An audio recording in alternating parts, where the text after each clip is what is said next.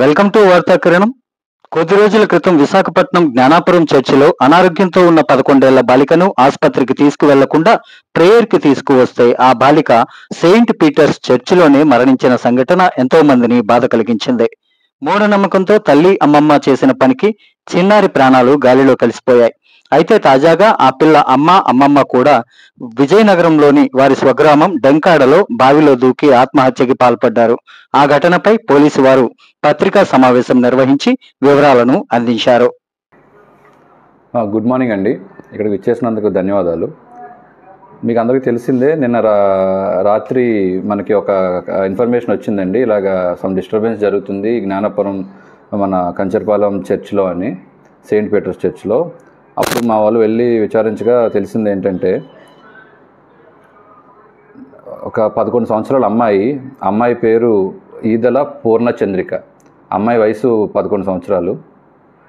అమ్మాయి వాళ్ళ తల్లి అమ్మమ్మ, తల్లి పేరు వరలక్ష్మి, వాళ్ళ అమ్మమ్మ పేరు సావిత్రి. వీళ్ళతో కలిసి నిన్న మార్నింగ్ కంచరపాలెం చర్చికి రావడం జరిగింది.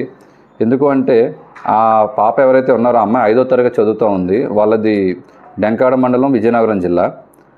20 రోజులుగా అమ్మాయి సైకలాజికల్ డిజార్డర్తో బాధపడుతున్నందుకు గాను పిచ్చిగా మాట్లాడుతూ కొట్టడం అన్ని చేస్తుందని చెప్పి వాళ్ళ మదర్ చెప్తున్నారు. దానికోసం అని చెప్పి ప్రార్థించి చర్చికి తీసుకెళ్తే తగ్గుతుందనే ఉద్దేశంతో వాళ్ళు మన చర్చికి తీసుకురావడం జరిగింది.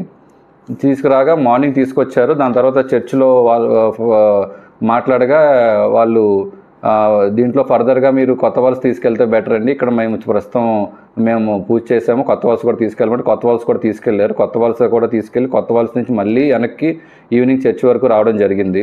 చర్చికి వచ్చాక ఎవరు లేని సమయంలో చర్చ్ జస్ట్ అప్పుడే ఇంకా ఓపెన్ చేయలేదు. ఓపెన్ చేస్తూ వాచ్మెన్ ఒక్కలే ఉన్నారు. ఓపెన్ చేయగానే చర్చ్ ఓపెన్ చేస్తారు. ఇంకా ఎవరు లేరు, ఓన్లీ తల్లి, అమ్మమ్మ అండ్ ఆ పాప ఉండగా పాప కొంచెం అరుస్తూ గట్టిగా పిచ్చిగా కేకలు వేయడం చేస్తుంటే ఆవిడ్ని వాళ్ళు మదర్ అండ్ గ్రాండ్ మదర్ ఇద్దరు కలిసి కొంచెం కంట్రోల్ చేయడానికి ప్రయత్నించారు. ఆ కంట్రోల్ చేయడం ప్రయత్నిస్తున్నప్పుడు ఆ పాప ఆ గ్రాండ్ మదర్ యొక్క చేయి కరవడం, అలాగే వైలెంట్గా బిహేవ్ చేయడంతో ఆ అమ్మాయిని రిస్ట్రిక్ట్ చేద్దామని చెప్పి స్కార్ఫ్ అది కూడా కొంచెం ముఖానికి కట్టడం జరిగింది.